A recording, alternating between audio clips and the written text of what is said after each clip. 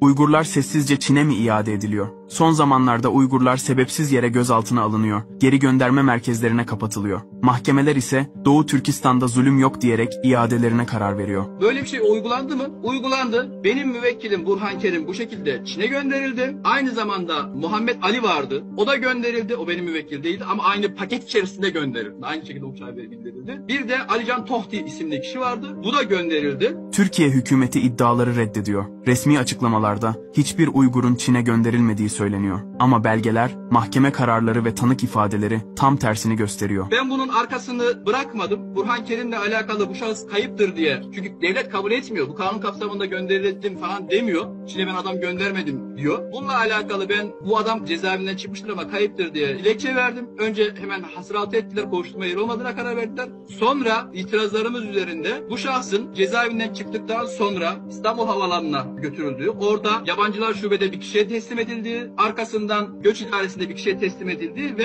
şu sefer sayılı uçakla Çin'e gönderildiği söyleniyor. Peki ya mahkemeler? Doğu Türkistan'da zulüm olmadığını hangi kanıta dayanarak söylüyorlar? Tanıklar, kamplar, işkenceler, bunlar yok sayılabilir mi? Bu insanlar neden geri gönderiliyor? Çin'in baskısı mı? Ekonomik ve siyasi menfaatler mi? Bu kararları kim veriyor? Bu soruların cevapları yok ama kaybolan Uygurlar var ve giden geri dönmüyor.